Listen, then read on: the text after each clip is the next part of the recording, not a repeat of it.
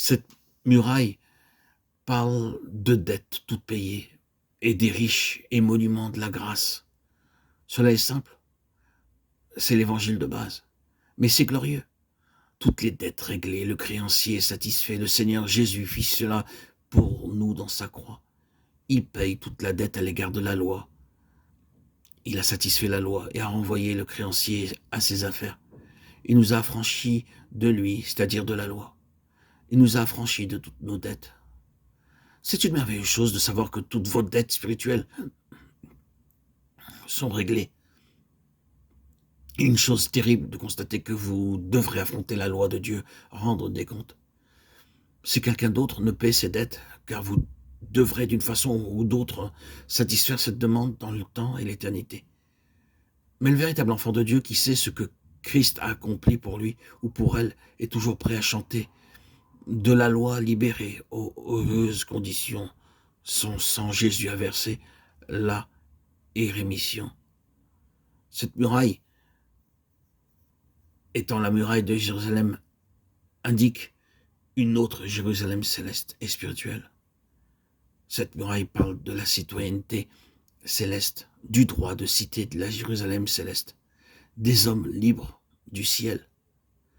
Vous vous souvenez, quand une occasion, lorsque l'apôtre Paul fut fait prisonnier, il fut amené devant le centenier romain, et on allait lui donner la question par le fouet. C'est-à-dire qu'ils allaient appliquer la méthode forte pour obtenir de lui tous les renseignements qui le concernaient. Notre traduction ne nous permet pas de saisir la pleine signification de ce qui allait avoir lieu. Elle nous dit simplement qu'il fut lié, réellement et littéralement, cela. Il avait allongé et étiré. Et cette méthode appliquée par les Romains était en vérité une méthode très sévère. Infliger la flagellation était une méthode tellement terrible. L'homme ayant auparavant été étiré, les mains et pieds liés de façon sûre, qu'il en résultait souvent la mort, ou d'être extropié pour la vie.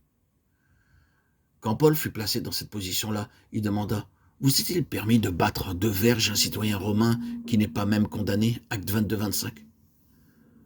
Le tribun, pensant qu'il avait une bonne situation, répondit « C'est avec beaucoup d'argent que j'ai acquis ce droit de citoyen.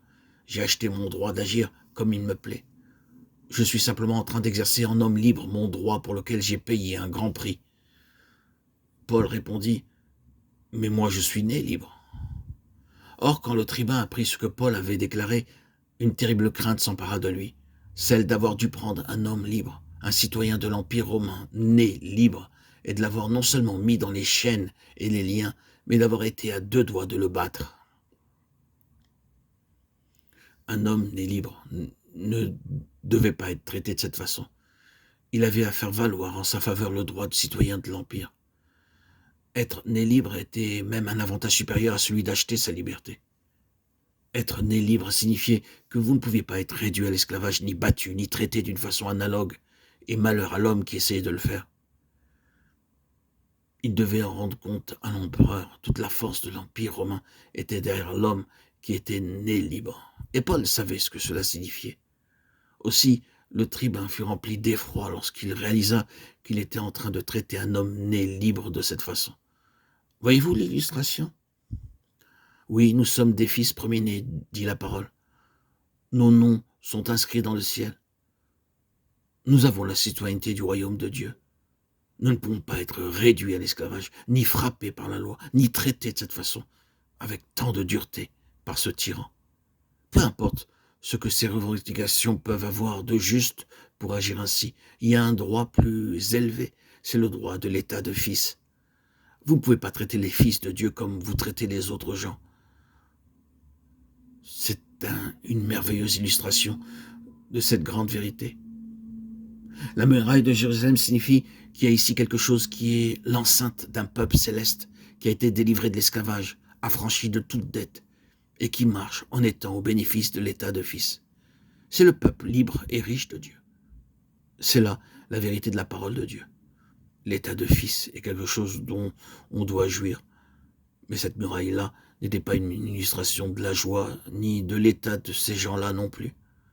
C'était une contradiction à l'égard de ce que le Seigneur voulait avoir.